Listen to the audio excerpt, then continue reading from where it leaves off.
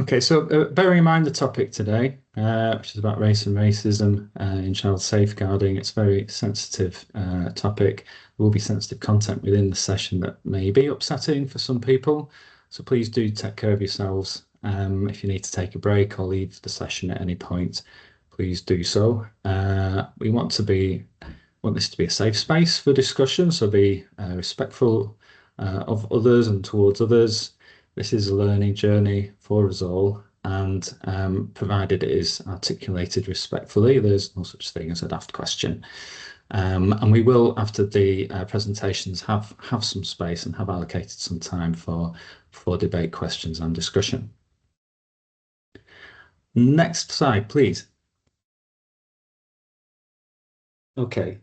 So I just many of those who are with us today will also have attended the first in the series, but some won't have. So just to recap, this is the second, actually, of three events organised by BASWA, British Association of Social Work, Children and Families Thematic Group, in response to the National Child Safeguarding Review Panel report. It's Silent: Race, Racism and Safeguarding Children. I'm sure everyone on this call is well aware of the report. And in the first webinar we had in October, we were fortunate to have its lead author, Janine Davis, here to speak to us about it. For many in the sector, it was one of the most significant reports to come out in recent years, and it demands a response. And so we wanted to hold a series of events, not only to highlight the report's findings, but also provide an opportunity to share and explore the good work that is being done in many areas in relation to anti-racism and anti-racist practice, particularly in child safeguarding. So we want to identify what's being done, what needs to change, and provide a platform and some momentum for building on that change into the future. So it's our intention, our hope, for these events to contribute to further transformation of children's social care to address the issues identified by Janine's report. So just to quickly recap the first seminar, for those who weren't there, we had three speakers. So first of all, Janine Davis, who is Kinship Ambassador for England, as well as being a member of the Child Safeguarding Review Panel, summarised the main themes from the report and distilled some of its findings. And we heard a powerful message, not just to listen to children first and foremost, but also to talk to each other, to have these conversations about how we understand race, ethnicity and culture in safeguarding practice, because otherwise how can we know what to do and how to change the system? We then heard from Millie Kerr, who is also here today, a strategic lead for anti-racist practice in Brighton and Hove, who introduced some of the conceptual and methodological foundations for the work that she and colleagues are doing in Brighton, including the need to adopt an intersectional lens so that anti-racism is and becomes everyone's province and not the exclusive job of Black and global majority practitioners and managers. And finally, we had a presentation from Dr. Carleen Cornish from University of East Anglia, who, drawing on her African knowledge and heritage and South African child protection experiences, introduced us to the Sawubona practice model, which implements professional values of equality, empathy, dignity, tolerance, and respect. And so in this seminar, we would like to take forward these ideas, accepting that we can only learn from experience and by doing something differently. So our four speakers today are all thought leaders and practice leaders in anti-racism in their respective local authorities. And they're from different parts of the country, different demographic and social contexts, different political and institutional environments too.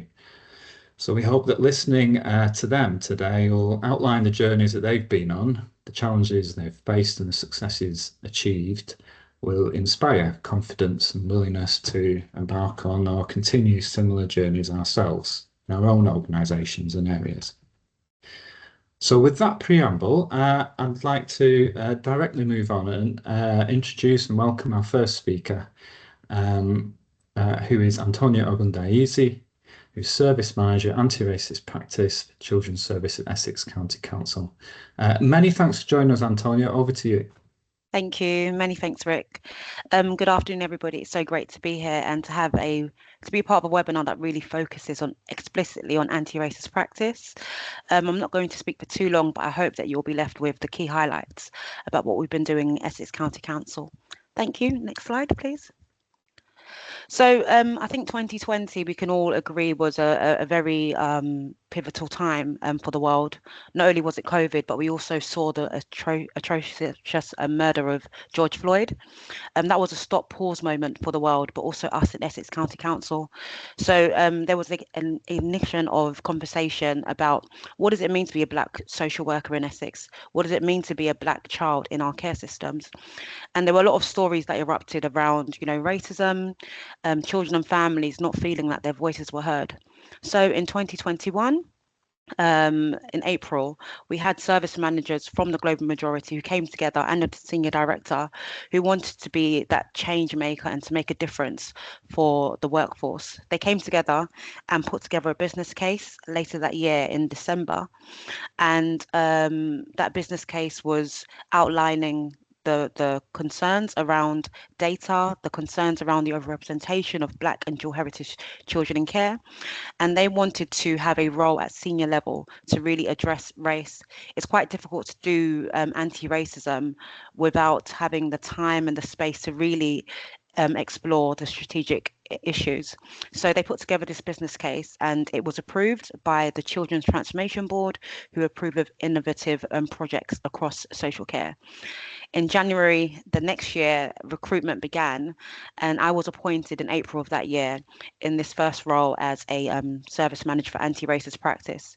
It is quite a nuanced role because it is about anti-racism explicitly. So my role really encompasses developing a strategy, which I'll talk about shortly. Thank you. So the governance of this work sits under the Children's Transformation Board, where the original funding for the post came. We had buy-in from the councillor at that time, who really championed the work of children and families in Essex. And one of the first things I did when I joined the organisation was to set up an anti-racist strategic board. This board is made up of senior representatives across the council because we recognise that in order to address systemic racism, we really need to look at power. So this board was set up in 2022, and since then it's been running on a bi-monthly basis, which is where the scrutiny, the quality assurance of anti-racist work occurs. Alongside that, we also have an anti-racist practice working group, which is made up of senior global majority leaders across children and families, where we bring our lived experiences, our expertise to the table. We also have other groups that have been established since then, which is made up of diverse representatives across children and families to ensure that anti-racism is everybody's business and not just the responsibility of global majority colleagues nor children and families. Thank you. So, as I mentioned, we launched our first strategy, the first of its kind in 2023.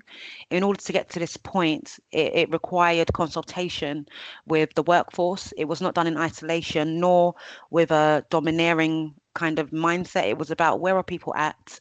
What is it that people see as the key priorities for children and families?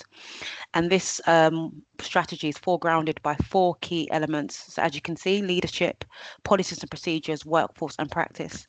And the reason why there are 4 blocks is because we recognise the systemic nature of racism. We cannot address practice until we address workforce, and we cannot address the workforce unless we work with leaders. So we really work around this agenda in a very multifaceted way, recognising that. Yes. Sorry, I think somebody.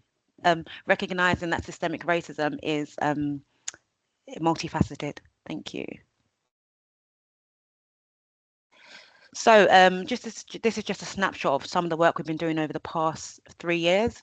So as I mentioned, the first point was really about establishing a governance board to ensure that the work has true scrutiny and has the attention of our DCS. And to really ensure that it is everybody's business, particularly our leaders. I'm not going to go through all of the key elements, but We have amended performance reports to ensure that senior leaders report on how they are embedding anti-racist practice in their services. Just recently, we carried out a thematic disproportionality audit, which came out with 8 key findings, which really gave us a baseline in terms of where we are in regards to practice.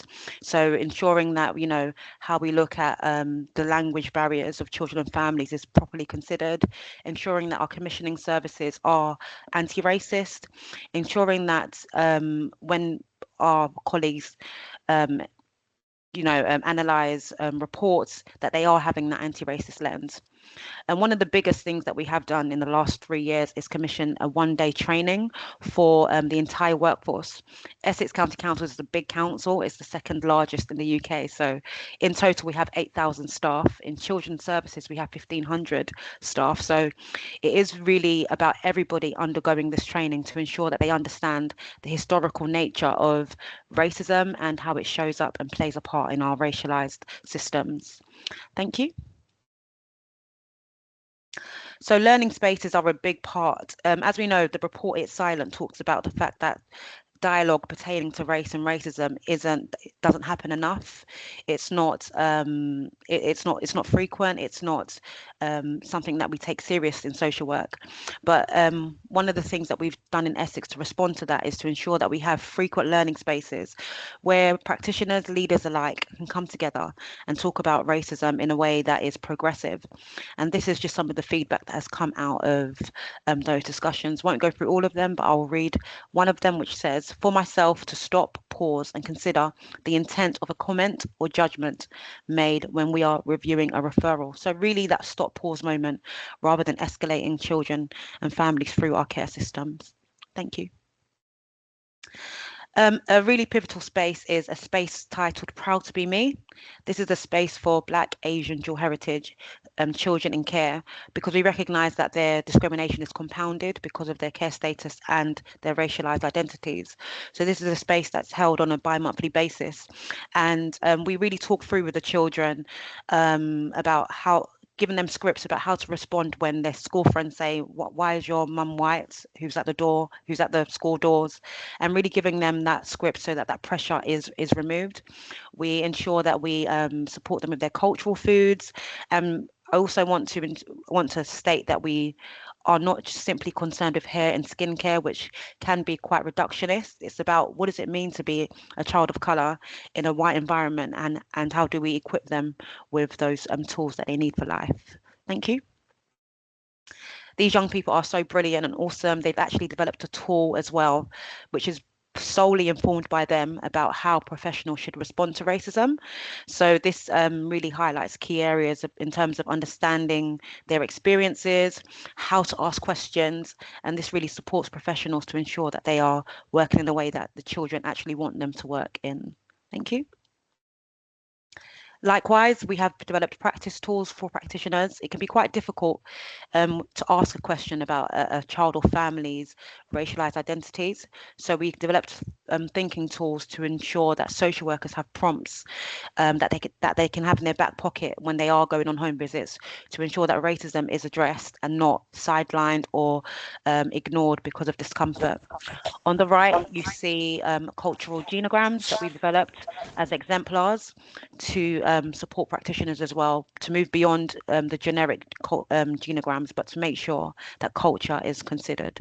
And on the bottom right, you'll see something called a wheel of discussion, which we have developed based on the social graces, which when you turn the wheel, it has different social graces and questions that social workers can use in direct work. Thank you. We can go to the next slide. Thank you.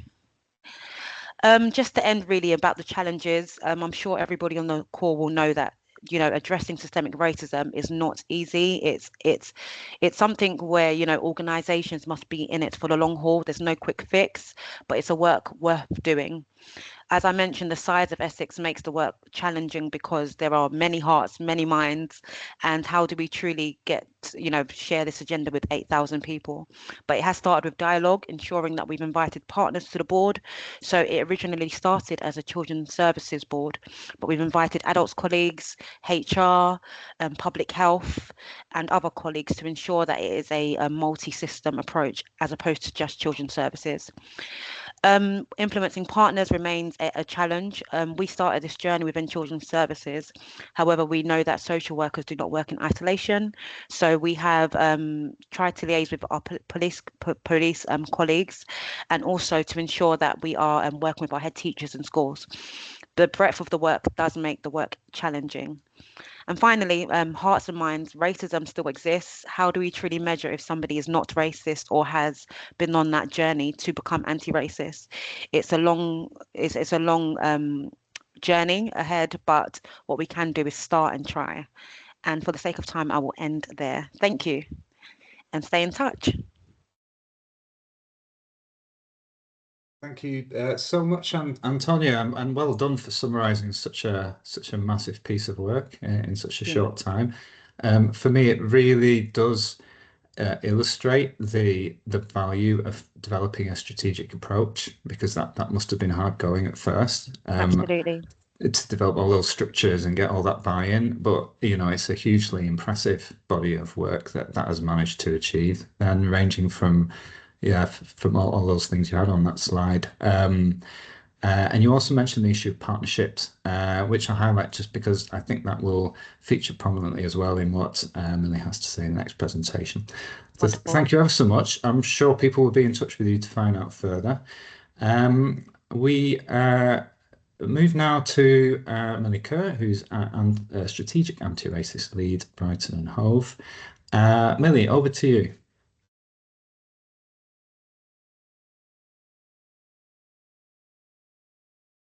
Millie, I think you're on silent. Apologies. Hi, I'm Millie Kerr. I'm the Strategic Anti-Racist Lead for Brighton and Hove City Council. When I started doing anti-racist work within Brighton and Hove City Council 5 years ago this month, I was the anti-racist lead for children's services. So now the work I do as of April means I have progressed to looking at how we spread the work around anti-racism throughout the whole council. So there are things that have been said by Antonia that mirror a lot of the stuff that we've been doing in Brighton and Hove, but it's very much how we widen it now to the whole council as of April in terms of my new role, still anti-racist strategic lead, but it's widening it to every directorate from housing to finance to HR to adult social care, etc. Next slide. So I haven't done a timeline as such, but the work started before the murder of George Floyd. I'll just quickly touch on that, in that there was an external report that was requested by the local authority in 2015, reviewed again in 2019, and it was born out of experiences of staff members and born out of experiences of our Black and global majority communities, and the local authority wanted to do better. So from that 2019 final report, there was a anti-racist, so there was a fair and inclusive action plan really, which had loads of actions and recommendations within it, which then led to children's services developing an anti-racist action plan, strategy and action plan. And then a bit later on, actually, which people may have been aware of, it's in all over our websites, is an anti-racist strategy for the whole council. So in terms of thinking about how we begin to think about how we deliver the work, the Children's Services developed an anti-racist project board and looked at particular work streams. Now, with my new role, looking at the work more corporately, it is taking these work streams in terms of how we listen to the voice of our children or families, or taking it into adult services, our adults, communities, children or families from Black and global majority backgrounds, as well as how we work, how we hear the voices of our communities, children or families is another work stream, and how we focus on staff support, particularly when we're developing anti-racist practice. So examples of how we really think about listening to the voice of children or families, or adults if we're in adult social care, or the communities we're serving, for example, would be, for instance, how we think about engaging with our young people, how we think about listening to what they're actually saying, linking in with communities, really thinking about the work that's been done with our foster carers. And as Antonia said, it's a lot more than just skin and hair care. We've done a lot of work in terms of providing some of our foster carers as well, listening to the voices of our children who've spoken about not having carers who are predominantly white understand their hair care. So we've actually developed hair care workshops which are ongoing for not just our white foster carers, but for kinship carers caring for their children, often of mixed heritage. So all of this we think about, and actually touching on something that Antonia also said, we're very focused on how we listen to the voices of our children. So we asked Audioactive, who's like a youth group in our local authority that does a lot of work, youth and community work through rapping, music, etc., with our young people, to do an event. So it was a really good engagement event, and the draw, I suppose, was pizza and music, but it worked really well. We ended up having a sold-out event for children who are Black, who identified as Black, mixed heritage, or from refugee or asylum-seeking backgrounds. And we asked for their views basically on how they felt they were supported within the council in relation to education, in terms of how they feel they're supported by the police, in terms of health and mental health services, and how they felt they were supported by social care. And when we're thinking about how we work better with our children or families, it's very much thinking about how we focus on recording ethnicity and how we use that data to also look at what we're doing well, what we're not doing well, and what we need to improve on. How we are ensuring that we're thinking about issues like adultification, very much focusing from the perspective that when we're working with children from Black and global majority backgrounds, we are working from the premise that our children and families will have lived experience of racism, including our adults. So we very much think about that in terms of the particular work streams we looked at and thinking about how we take some of those work streams now into the wider council. So even if I think about how we work with our children or families, just yesterday, in terms of spreading this work within the wider council, there was looking at how we actually think about working with residents in our council who may be unhappy with their housing and who may view the council as racist. So it's very much thinking about, well, actually not getting defensive when people might say you might be racist, but actually looking at it as a way of asking questions, being more curious, and actually learning from those sorts of examples as well, so that we can actually do better. So all of this in terms of how we work with our children and families requires senior leadership buy-in. It requires us to look at our audits and our assessments and actually responding to some of the gaps we may see. And I suppose I feel personally is one of the important areas in terms of thinking about the work streams, whether we're looking at children and families or adults, is how we support staff in terms of the training, in terms of creating safe spaces, which Antonia touched on. We have regular anti-racist discussion groups, which are now led by our anti-racist lead practitioner on a monthly basis, enabling social workers to have a safe, brave space to have conversations about race and racism. There's also very much thinking about how we ensure that wherever possible, we have a diverse recruitment panel. We very much also focused on how we enable our Black and global majority staff members and our international staff members and social workers to progress. And we have, even in the wider council, not just children's services, which I'll touch on shortly, developed a Future Leaders Diverse Talent Programme, which enables our most marginalised Black and global majority staff members and disabled staff members and migrant staff members to progress.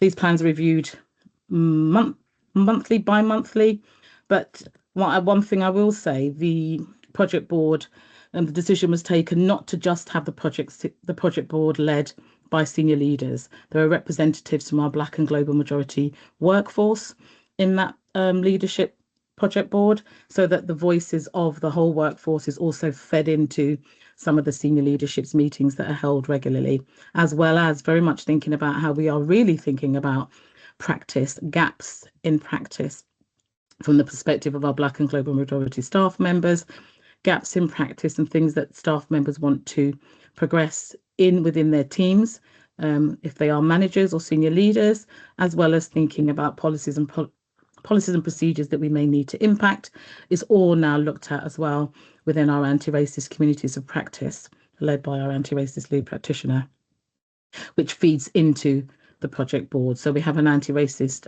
action plan, but then it's continually reviewed, and things that we feel may be gaps in service provision are fed in through the anti-racist communities of practice. We stretched out the work that we're doing in Brighton and Hove, not just to have an anti-racist lead practitioner, not just to have me covering the wider council in terms of having a strategic lead. We also have education anti-racist strategic leads who are working with our schools, from primary schools to colleges, and we have an equality, diversity and inclusion manager. And as I've said, have a commitment to spreading this work now across the whole council. And I suppose if people want to view it as well, it's very clear, we're very explicit in terms of the work we are doing in Brighton and Hove. We have an anti-racist strategy and a fair and inclusive action plan, which are very visible on our website. And we're very committed to the workforce race equality standards, which very much focuses on how we are not just recruiting, but how we are developing, retaining and enable our Black and global majority staff members to progress. Next slide, please. And in terms of my role, I've kind of touched on it really. It's very much moving the anti-racism work council-wide now from all services. And there is an anti-racist strategy which was developed by a previous worker, which I'm now overseeing, which has actions for every directorate in the council, from housing to finance to adult social care to HR. And the role really is I am one person. I have no intentions of doing it all by myself. So there are leads for each of those directorates responsible for each of those action plans, who I suppose in many ways my role is to chase and make sure that they are very much focusing on progressing those actions that have been identified for those directorates. So I'm overseeing that. You've got 2 minutes left, Millie. Okay, I knew I'd overrun. Always talk too much. Thank you. We're also looking at developing a a civic leadership program where we engage with the community to actually think about roles that they're underrepresented in. We have started very much from the premise that all senior leaders needed to be involved in this work. So all of the senior leaders over the past 5 years and Children's Services workforce have worked through the workbook Me and My White Supremacy by Layla Saad. Very much I'm helping to drive change and culture change, as I've said, by holding people to account really in terms of the actions that have been agreed. We're very much focused on, so much so that the language spoken in children's services very much speaks through the lens of adultification. There's been a series of training which we're running till February around racial trauma, which we're also going to try and roll out to adult services so that it's spread more widely. And we've also developed, born out of what people were saying around wanting more support, a Future Leaders Diverse Talent Programme. Next slide, please. And in terms of development work that we've done to really drive culture change, we've very much focused on how we've supported our Black and global majority and international social workers, very much focused on really not just focusing on children's services and spreading the work across adult services. It's thinking about how we work with our partners so that they are also beginning to speak the same language as us, even if they're not doing the same work as us. So we've done joint training around adultification in particular with the police. So can you go back 1 second? 1 second. Back. Thank you. Joint training with the police and youth justice system. And we hold a multi-agency conference again where we got the partners to think about what young people were saying, which was quite painful at times, that came from the Amplifying Audio Active report. And we've done training with lawyers, magistrates and judges, which has led to, from work we've done with the Family Justice Quality Circle, an anti-racist practice statement that was written and ratified by the Family Court. Can you go back to the final slide, just 1 second, and then I'll finish. Back again. Thank you. Which led to, when we're thinking about multi-agency partnership working, it very much led to the development of some of the work started in Brighton to developing the work across the Racial Justice Family Network, which is looking at how we support this work within the family justice system, within children that are in proceedings, and in thinking about the work that was now being done in a much wider scale that was born out of Brighton. The Family Justice the Racial Justice Family System is also looking at some research as well about the experiences of racially minoritized children and families navigating proceedings. Next slide. And I was just going to end with, there can be no keener revelation of a society's soul than the way in which we treat our children, and we need to do better for our Black and global majority children. Thank you.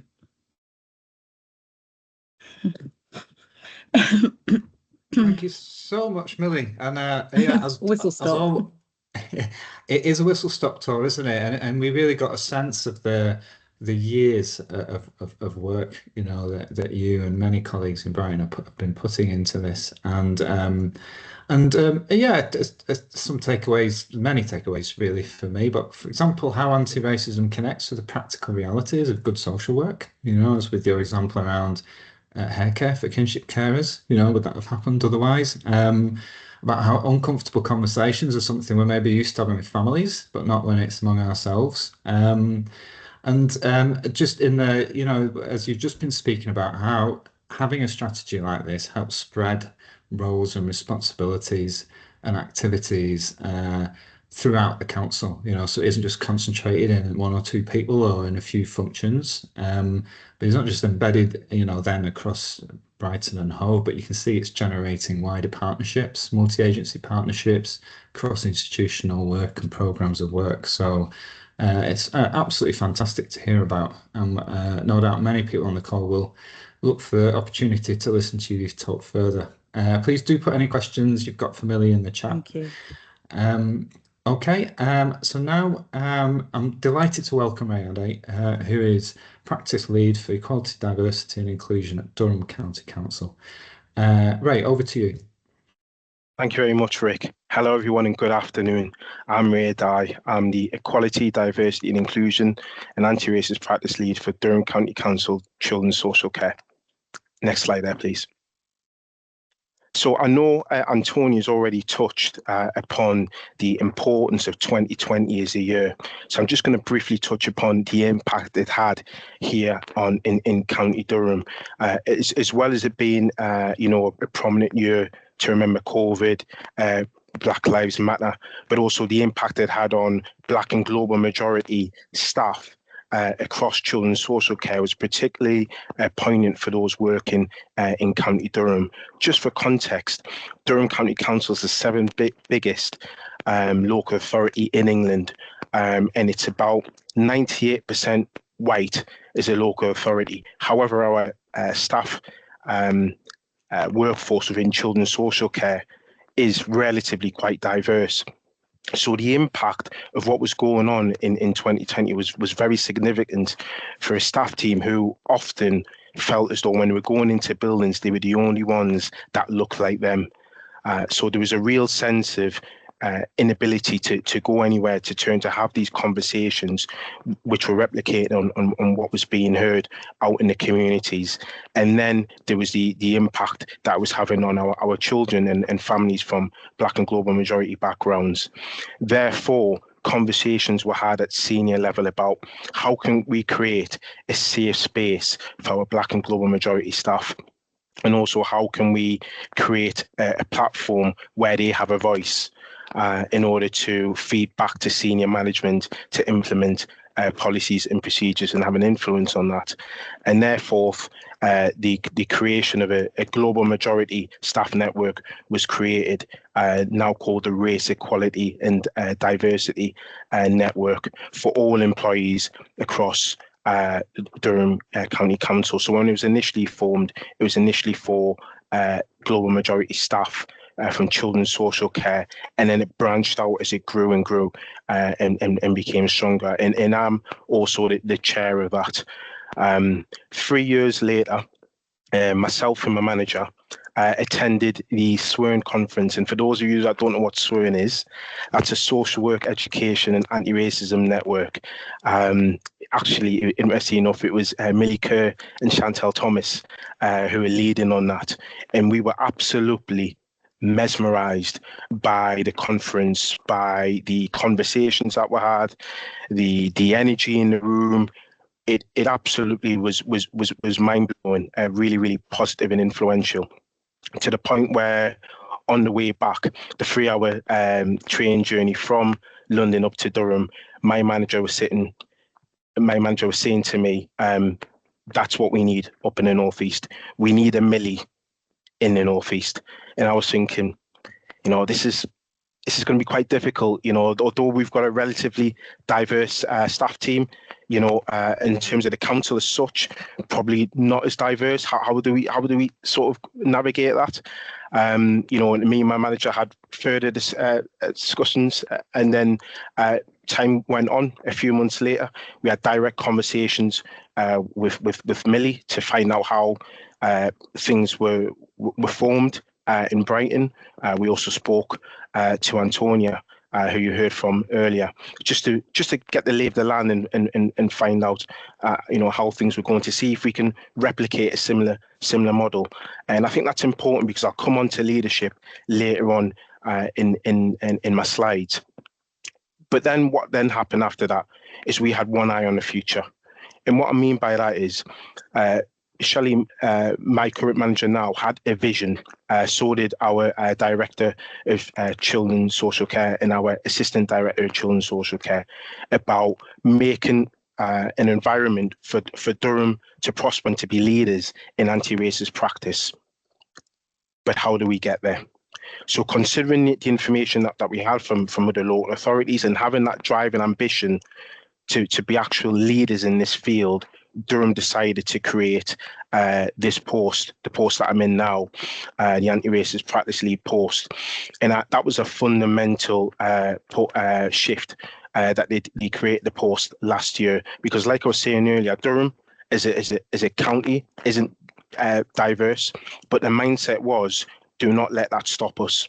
How can we still be leaders in a real important area where we were aware, from speaking to staff, from speaking to children and families, that there were elements where our practice was having negative outcomes in respect of our children and families that we were working with, but also in terms of recruitment and retention for some of our for staff from different backgrounds. There was a tendency where there was actual cultural elements could have been addressed and could have been dealt with better. As part of that learning, we looked at creating a post to challenge that and to change the culture and to change the narrative of that.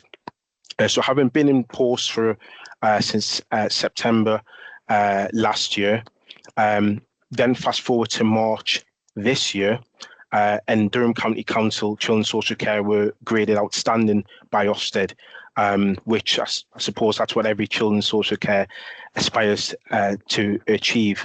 And that was fantastic news for us.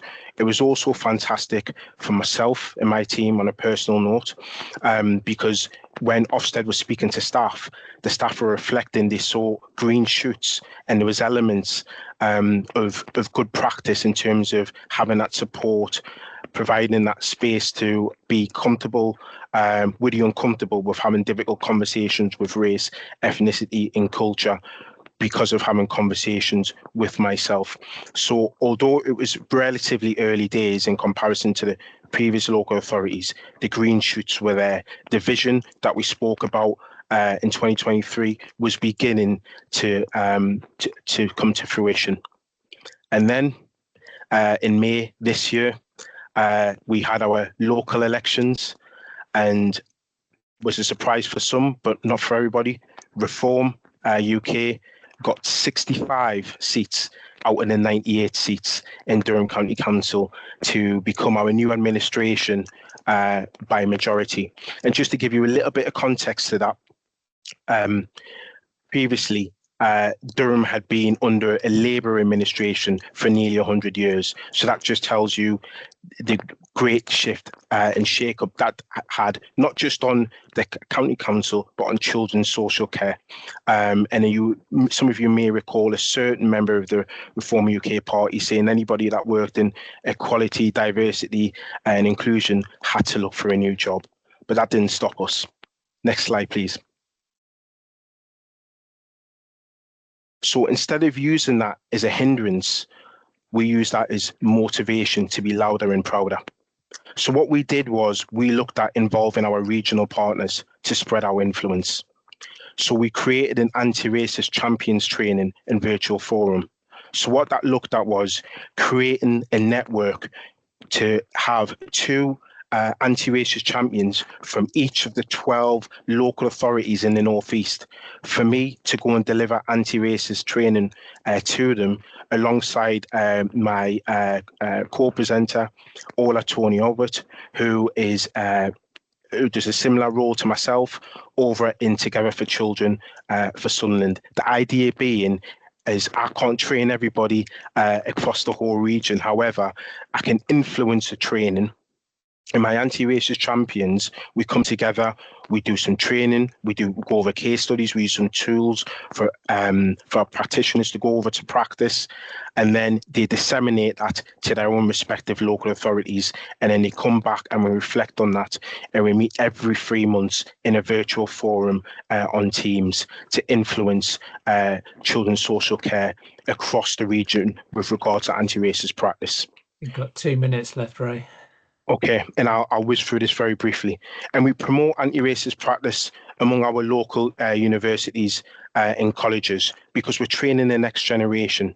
And one of the things that when I said we're keeping an eye on the future, that's also in terms of our future social workers, we're keeping an eye on the potential changes for our key knowledge, skills and statements to ensure that our students, when they become qualified social workers, they're up to speed with the requirement to be anti-discriminatory and anti-racist. We've developed a programme and a resource for our multi-agency partners. It's very important our police colleagues, our health colleagues, our education colleagues all speak the same language when it comes to anti-racist practice. So they have access to our tools and resources and a training programme led by myself, which meets regularly. So they're also aware of what's expected in terms of anti-racist practice. As part of my role, I have a lot of work which is outsourced as consultation work to partner agencies across the region, but also small organisations who also have those ambitions to become anti-racist practice. As a result of that, they can buy me in to help lead on that, and some organisations have done that. I've helped develop strategies for those organisations to lead on anti-racist practice, as well as working with multi-faith and community leaders.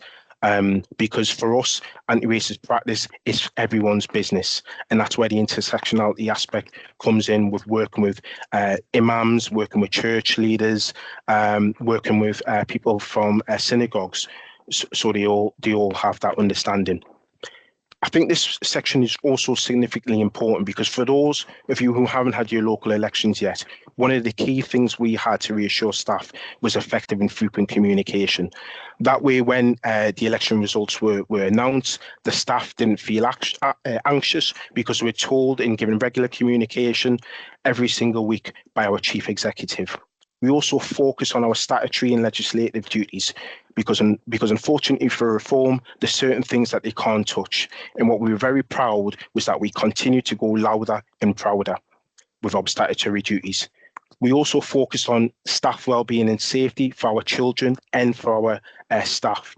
So the situation with the flags and the intimidation and the racist rhetoric that has risen, we did a lot of risk assessments on staff. We re-emphasized our lone working policies, and we led by example. So now other local authorities across the region are taking heed of that and following that, because for us, the safety and well-being of staff and children and families is of paramount importance.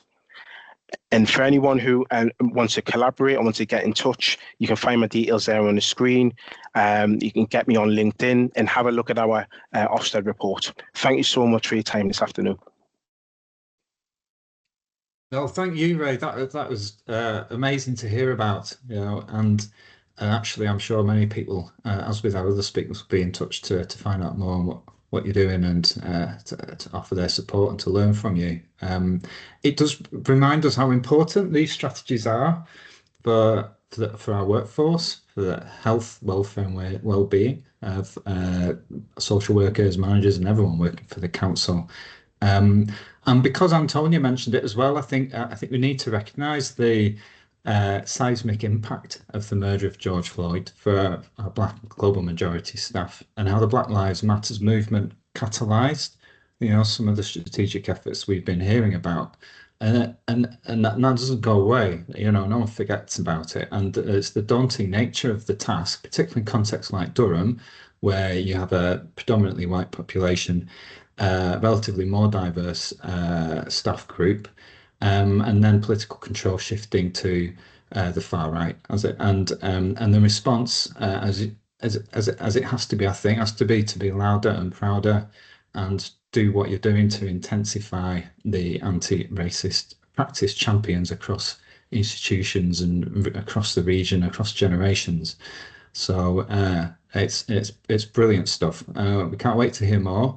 Ray, thank you ever so much. We now go on to our final speaker for today. Speakers, I should say. And I'd like to welcome Lisa Aldridge, who is Assistant Director of the Family First Partnership Programme, and Deborah Robinson, Assistant Leader at Hackney Education. I hope I've got your title right. Thank you both for coming, and over to you. Thank you very much, Rick. And I have to say, Ray, I am in awe of what you were doing in Durham. When I think about the context you're in and how different that is to Hackney, I feel really inspired. I feel inspired and privileged to be here with everyone, but that really is incredible. So Deborah and I thought it'd be helpful just to share a bit of our context in Hackney before going on to some specific examples of some of the work that we've done. And you'll definitely see parallels across what we're sharing across with what Antonia, Millie and Ray have been sharing as well. So I guess for those of you that know Hackney, or those that you don't, I mean, Hackney does have a long radical activist history, including around challenging racism. And there is a context that has enabled us. It's a real enabler in terms of the work that we've been doing.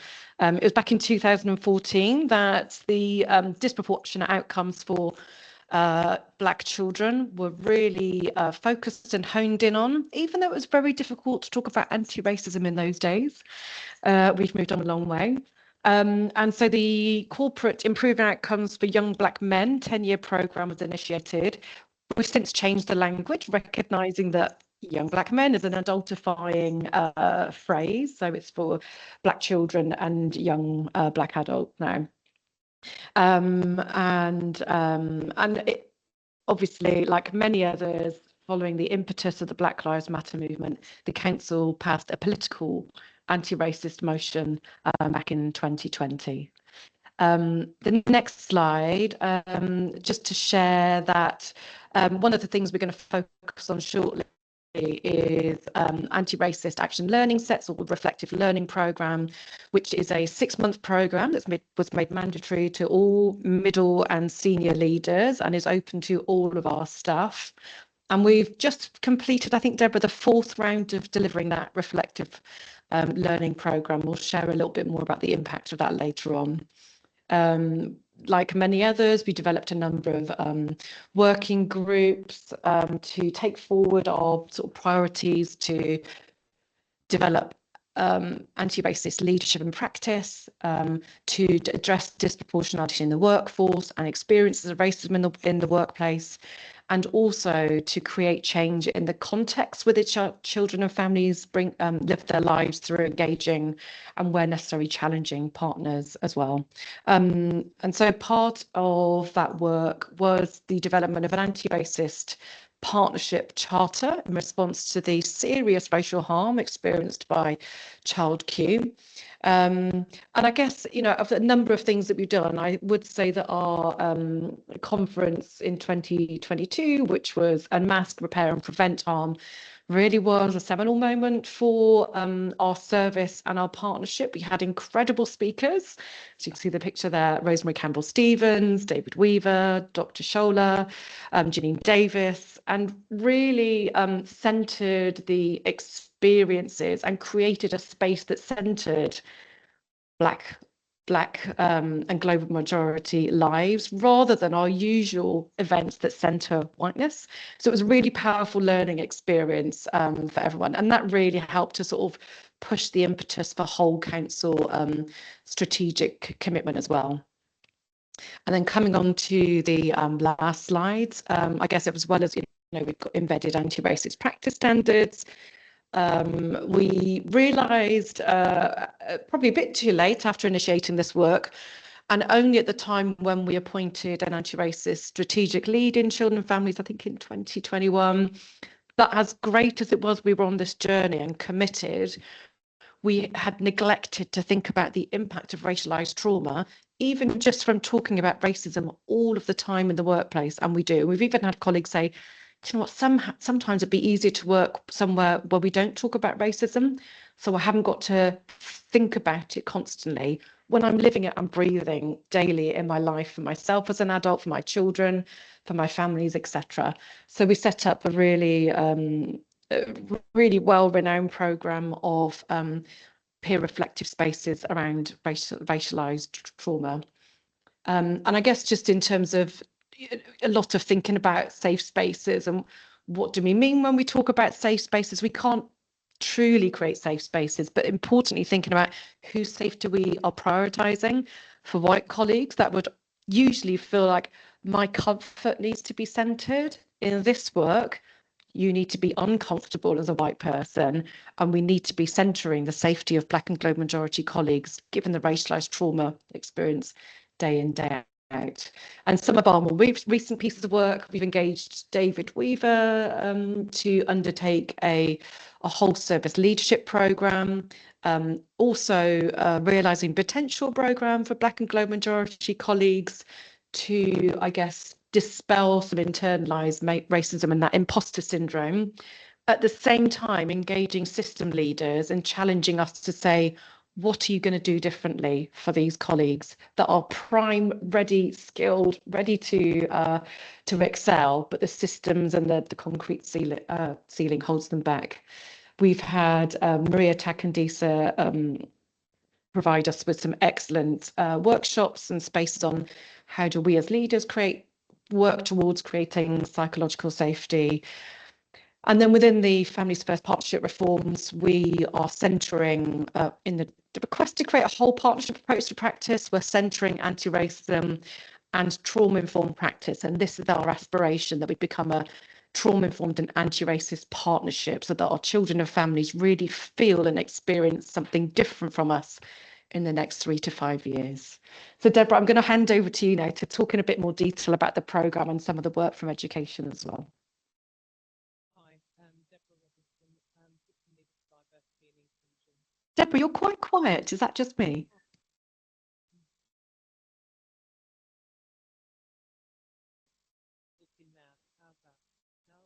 We can't hear you. Is your microphone in the right place, Deborah?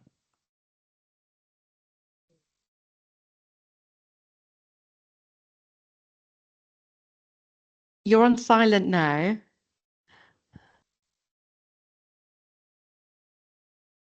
Can't hear anything. That's really strange.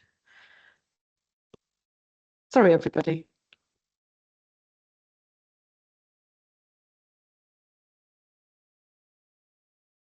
My headphones off. How's that? Perfect. Thank you, Deborah. All right. Sorry about that. Let's start again. That can't eat into my time. Deborah Robinson, System Leader for Diversity and Inclusion. I am part of the Hackney Education Senior Leadership Team, and my work cuts across children. I work quite closely with the practice lead for anti-racism in children and families. I'll say a little bit about the anti-racist reflective programme. It has been a bold programme, and it's been a programme that has required bravery, not only by the facilitators but also the colleagues who come onto the programme to learn. Originally, I have to say that this programme was met, I'd say, in a kind of lukewarm manner, and I think it's grown. I think it's grown to embrace not just Black and Global majority colleagues, but a lot more white colleagues. And I think that's powerful, because as we've heard on this webinar so far, this is the responsibility of all our colleagues. You can see on the slide what the sessions entail, and these sessions we're really critical. We're quite academic in terms of the exploration around race, racism. The lessons were, or the sessions rather, the sessions allowed and helped staff to really start with self, because this work starts with self. There's nothing that can move forward if one doesn't address their own inherent racial biases. We put language on the table, and the spaces were really visceral, emotive, and uncomfortable, but we had to lean into that. And learning to lean into that, I really feel, has allowed conversation to grow in more spaces than one, in others. And just looking at those sessions, knowing racism, everyday racism, etc., also allowed us to focus on a local and also global narrative, because we don't, you know, Hackney is not the sum of this work or this world. So a lot of our staff come from places outside Hackney, and they were able to bring their own lived experiences, whether they were black or brown colleagues, white colleagues, they were able to bring to the space. And some spaces were met with a little bit more challenge than others, but that is exactly what it needed in order for the growth and the learning to happen. So a collection of voices were also used to facilitate. We didn't just have black and brown colleagues facilitating these sessions. Lisa facilitated these sessions, and also other white colleagues. And I really just, I think Hackney Council has gone a long way in actually moving the dial on how and when and where and what we talk about around race and racism. And that's not to say that it's all done and dusted. We've still got a way to go. Some of the questions, I hate to do this, Deborah, but 2 minutes. Yeah, some of the questions, as you can see, were tabled. I'm going to leave that there, because ultimately this for me was a real culture shift across the council. Can we move on to education, please? My background is education, and I want to say a little bit about the charter. I wrote a charter for Race and Send, and that was post Child Q. Again, there were challenges in how that was taken forward. Reach out to me if you want to learn a little bit more about that. It's a good reference document. We've got training in our schools at the moment that I deliver along with Orlin Badu. We've had David Weaver speak to our internal senior leadership team. We've got a Black and Global Majority space for senior leaders, senior school leaders. The Hackney Diverse Curriculum is also something that is being refreshed. There's some learning resources on there. And then there's the rollout of the anti-racist practice standards. And that has internally also created a bit of a mind shift and a bit of a culture shift. Again, much more work to do on that. I'm going to hand back to you. That was a real whistle-stop tour. I don't even think we scratched the surface. Lisa, you can pop back to the other slides if you want to, if we've got time. I fear we may be running out of time. I guess the only thing I'll say is that I think our learning through time is we need to pay attention to the racialized trauma of staff who live and breathe this in their everyday lives and then come into work to do the same. We need to talk about systems of racism, whiteness, and white supremacy. Anti-racism is business critical, so any organisation that really wants to do this must resource the work. This isn't something that people can just do as a sideline. We've got to attend to the racialised trauma of the workforce, and I'd say, share a quote that Maria Tekundisa keeps reminding us of: if you want to go fast, go alone. If you want to go far, go together.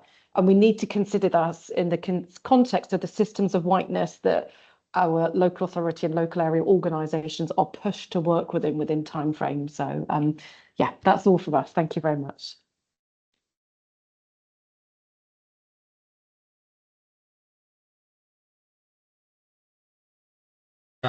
another fantastic presentation, and again a whistle-stop tour, but gives us a lot of insight as well into what you've been doing in the context of Hackney, but also of East London and London in general, which because everything's so interconnected, isn't it? And the importance of these initiatives and strategies for improving the safeguarding response for young people from Black and global majority backgrounds, which is where the It's Silent report drew its examples. And another takeaway for me has been the extent to which these strategies have been able to draw white members of the workforce, white staff members into these spaces, these reflective spaces to actually accept being and feeling uncomfortable, and in that way lift the silence and invisibility that holds back progress in so many ways. And as you say, that journey is always going to be ongoing. Thank you ever so much. As always, I'm sure there's plenty more that you could have and would have wished to have been able to communicate, and we shall look for opportunities for you to do that. With that, I think it's a time perhaps to hear from people who've been appreciating probably the insights and just the journeys that they've been hearing about. Do post some questions in the chat, or stick your virtual hand up if you would like to contribute, and we'll do our best, I think, to look at the chat and feedback comments to the plenary, and then also invite people to ask a question if you wish, or make a comment about what you think is important as well for you to be doing, or for your organisation to be doing, where you are and where you work. So where shall we start? Deborah, do come in.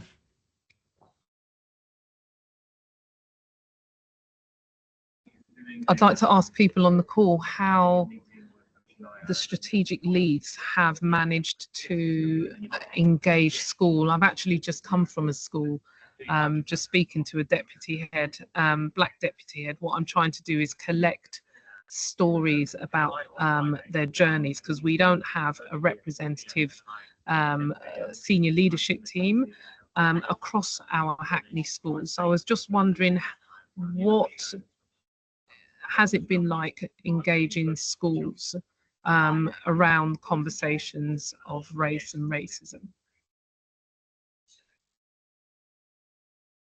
Fantastic question to start with. Yes, Cheryl, did you want to come in on that? Yeah, so just my name's Cheryl. I'm in Hertfordshire, and just to say, schools are not on board. It's really inspiring, actually, and almost emotional to see the amount of work that you guys are actually doing, particularly in Devon, as kind of was raised in terms of the backdrop around that. And I literally stalk everything that Millie does. She doesn't know that, but she does now. So I think in terms of your question, Deborah, schools are not necessarily on board. That's something that we're actually trying to do.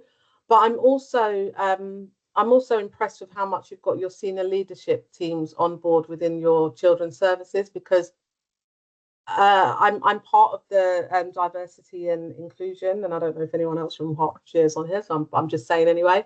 But it can sometimes feel a little bit like lip service still. So we have the things in place, but there is very little kind of follow through with things, and we keep getting the res. We kind of do lots of surveys, but we don't see the next steps from that. So that can feel a bit frustrating. So I'm really impressed that you guys have got that moving, particularly in Devon. Hertfordshire is more diverse. I've lived and worked in Hertfordshire for like 20 years, and it's more diverse than what it used to be. But it still doesn't feel like that within the local authority. So just hats off to you all, really. And I am going to take a lot of this back and see what, whether any changes could be made and further actions can be taken. So yeah, but in schools, no, definitely not. Thanks, Cheryl. And while people have a think about that and other questions they may have, I wonder whether any of the speakers want to come back on that, thinking about education and the links to education. I can touch on that a little bit, and then I didn't put my hand up. Shall I let you go first, Antonia? Just jump straight in. Go ahead. I think I did touch on, we have education strategic anti-racist leads, and that came a year after the anti-racist lead practitioner post was developed, which was probably about 4 years ago now. And it started with the development of a strategy to look at how we could embed anti-racist practice within our schools.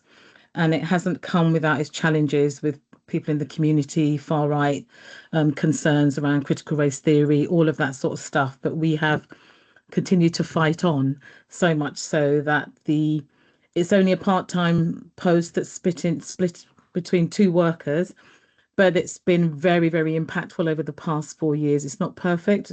I think the change in political climate and the seesawing I see really in terms of political views and the present hostile climate we're in changes things, but it hasn't stopped us, very much as Ray touched on in Durham, from continuing to do the work. So the anti-racist strategic leads go into schools, and they're starting with senior leaders. They're starting with the year heads of school, the teachers in the school, in terms of training them and getting them to think about how they can actually do better in terms of really thinking about anti-racist practice in their schools. We still have issues, which I'm sure may be similar for other local authorities, of the overrepresentation of Black and mixed heritage children in particular, and Gypsy Roma Traveller children and young people being excluded from school. I think that's a national picture, but it's still a picture for us as well in Brighton and Hove that we're still trying to change. So they go in and do a lot of work like that. We've not just focused on schools, it's very much focusing on how we are now trying to listen to parents as well who think the system's not okay, children who are Black, mixed heritage, not getting the support they need when they've got neurodiversity, or waiting long time for a neurodiversity assessment. So they're doing some great work actually. I've only found this out recently. They're also doing coffee mornings or meetings with parents regularly to get their views. So when I talk about how the work we're doing in the council is stretching not just from how we think about doing the work directly with children and families, it's actually getting other people on board, listening to the voices of our parents as well. So they're having these engagement events with parents so that we're also trying to listen to their voices also, because there is a sense sometimes that their needs are not always being met in the wider services that we are providing. And I think the one thing I'll leave people with, when we are talking about we are doing a great job supporting people with protected characteristics, I beg people to think about, are we doing a great job, or are we just doing a great job for white service users, white children, white families, white adults, when we think about what I am not seeing enough of yet in terms of representation within our neurodiversity support, in terms of CAM support, in terms of representation of Black and global majority people within. If we stretch this across all services, actually, even if we think about domestic violence services, where are the Black women, Asian women who may be experiencing forced marriage, honor-based abuse within our services? So the only reason I'm touching on that is when we think we're doing a great job, and people sometimes say, oh, people are hard to reach. No one is hard to reach. It's about how you engage and how you reach. So, we're always thinking of different ways of how we can engage families as well. And I think our education advisors and strategic leaders are doing a great job, which I'll put them in touch with you, Deborah. Thank you very much. Thank you, Mary. Antonia? Yeah, just to add, I think it's in Essex, we've been doing it through really practical ways, such as ensuring that we attend their SLT and presenting what we're doing in children and families, because we are actually part of the same directorate, and sometimes it can feel quite separate, but actually it's the same children, and they actually will know the children a lot more sometimes in social care. So ensuring that we present data, that we ask them for data, that we scrutinise data. Also aspirations to have an anti-racist role within education, as Millie mentioned, has been done in Brighton and Hove. So really ensuring that we bring colleagues alongside us on this journey rather than working in silos. Absolutely. Thank you.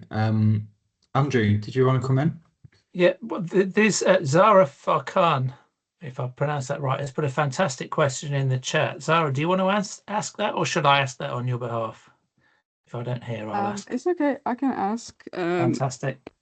I've just put down statistics show that Black and global majority newly qualified social workers are 3 times likely to fail their assessed and supported year of employment in comparison to white counterparts, which is very disproportionate.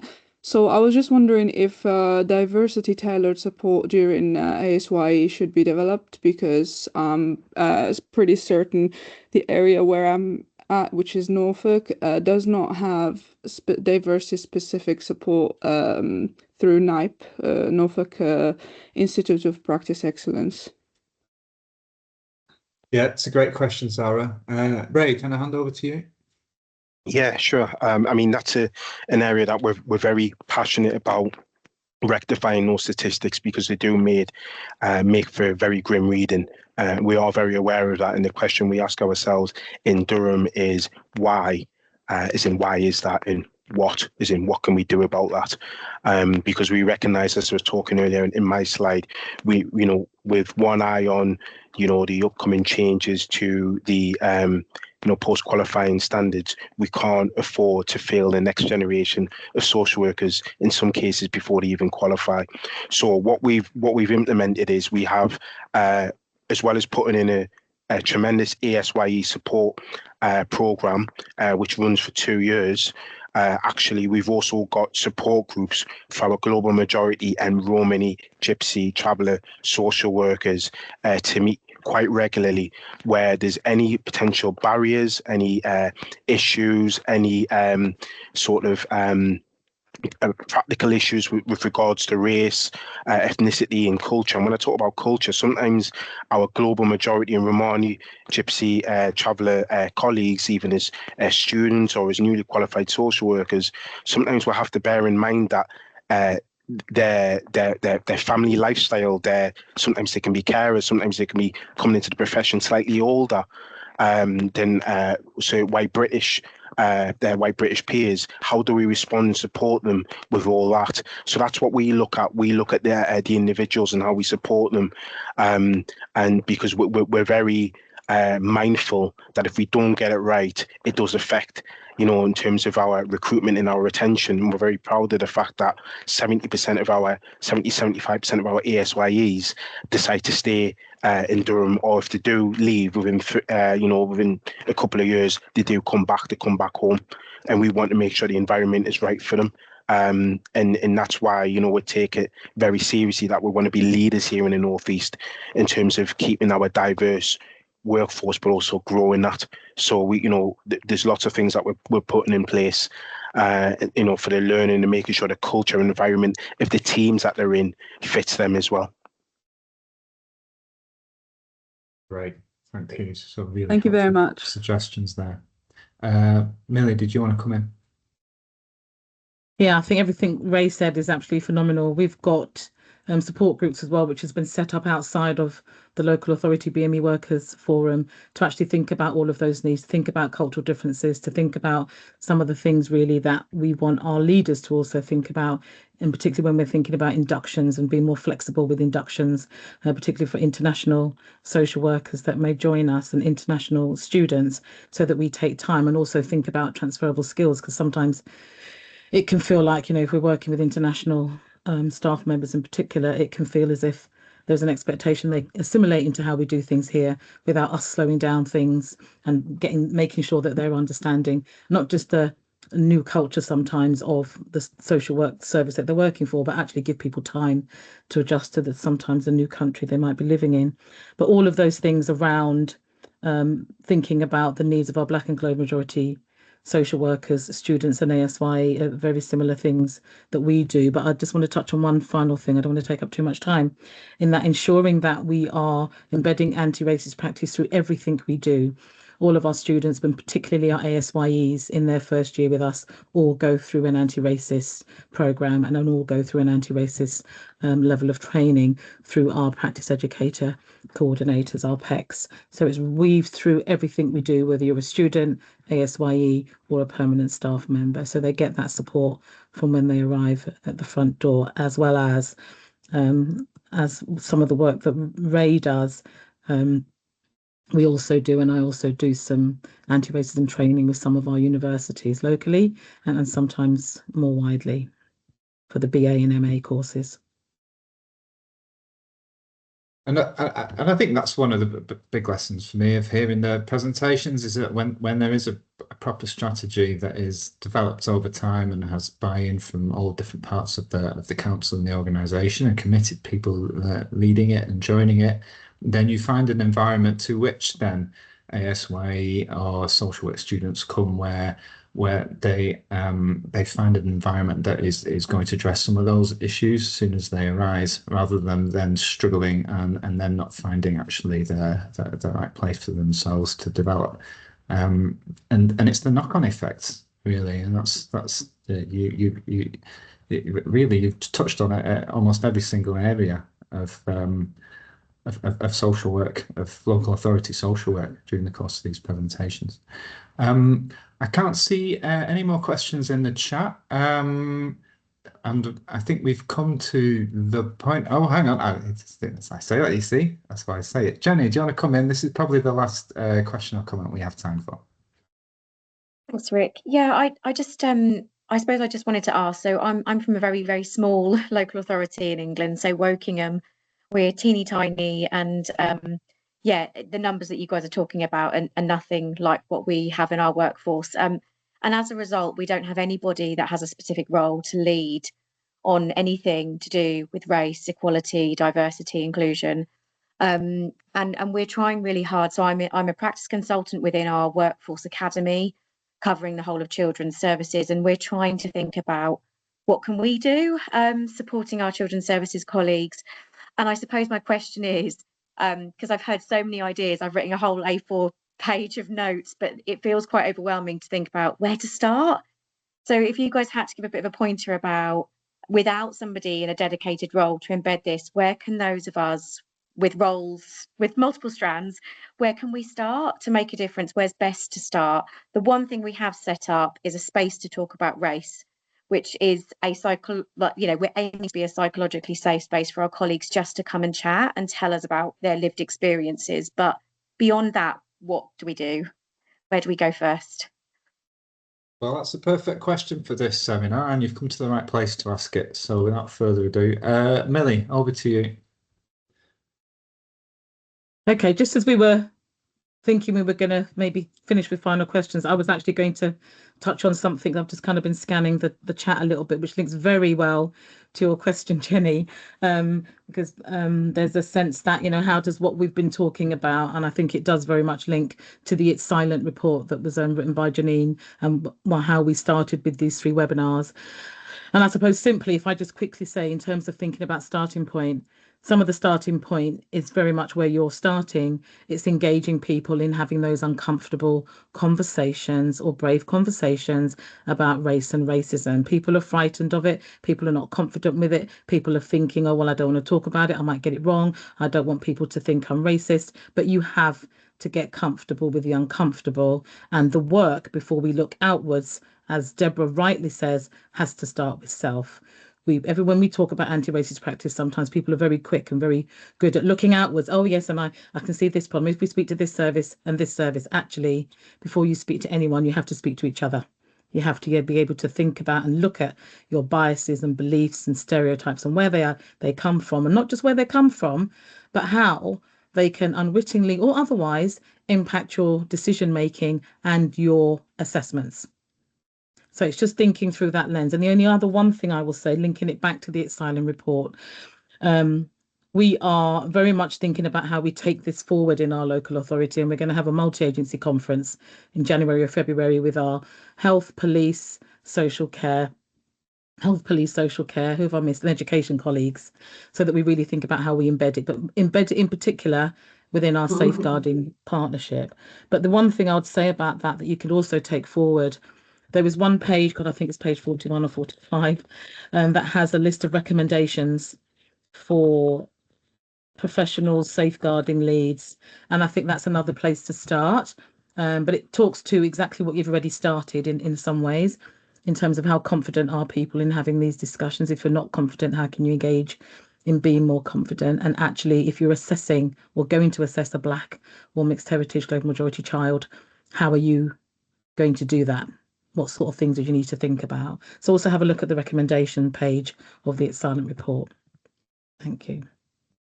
Great, thank you. Lisa? Thanks, Rick. And I wasn't sure we had enough time, so I started typing my answers just in case. So I'd agree with Melly. Like starting with staff is definitely the right place, and I think that's what we did in Hackney, and had some reflective spaces for Black and global majority colleagues. Asked our Black and global majority colleagues, well, what language should? No language is perfect, but we were certainly not going to be using BAME anymore. And I guess that provided the opportunity for support, but actually sharing expertise. So you could have, for example, some staff who want to be a critical friend for senior leadership and hold senior leads to account.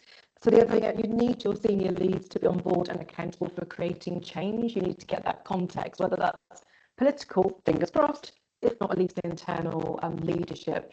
And as colleagues have shared, actually there's so much expertise within our communities that we often don't tap into enough. So I think, building on grassroots whilst getting senior leads accountable, I think when we look back, those were sort of the key enablers to get us started on the journey. Thank you, Lisa. And just before I move on to Deborah, Antonia has also noted in the chat about the importance of senior leadership buy-in, which is often not necessarily evident, if you like, when you're starting on these kind of journeys. Deborah, over to you. And I suppose just to culminate, reading is crucial. Quite often, Black and global majority colleagues feed into this space. There's something about Black and global majority colleagues being held if they are pouring into this space, but also not expecting for everything and all the lived experiences to be so free flowing into a space that might say it is safe, but doesn't always feel safe. And if that is the case, then how are those colleagues being held if they are pouring into the space? And then, just as I've said, reading is fundamental. There are lots of blogs out there. There are lots of books out there. There are lots of webinars like this. I think it really is incumbent on people to just tool themselves up with literature out there, even if it's just a chapter in a few books that really support the knowledge and the understanding going forward, so there isn't always that heavy apprehension that one might feel coming into a space, but you've got something that you've read that you can pull on that really informs the space in which you're entering. So reading, and also just ensuring that staff are held in terms of pouring their lived experiences into a space. Thank you. Thank you, Deborah. It's a good point to finish with, isn't it? And there are some resources in the chat that we've tried to bring to people's attention, and highlighting as well Wayne Reed's work and the Shades of Bias model, which has had huge influence, beyond Basel and social work in general. Unless there's anything else that people want to add, we're nearing the end of the webinar. We must finish on time because people will have other things they want to go into. The only thing left for me to say is that the third seminar in this series will be held in the new year. The aim of that will be to build on the ideas, initiatives and concepts that we've been hearing about today, and in the first webinar in October. And the idea is to talk about next steps, but also what support is needed, how to sustain and facilitate and mutually support each other, whether people are embarking in their areas, on this process of strategic and anti-racist practice, or trying to consolidate the work that they're doing, or operating in a hostile environment and need that kind of sustenance from others to encourage and hold people on their way. So we very much warmly invite you and welcome you to join us for that session in the new year. So look out for communications about it. And in the meantime, thank you again to our speakers. It's been absolutely riveting and so thought-provoking and inspiring too. The session then we call to an end. Thank you, and hopefully see you all next year.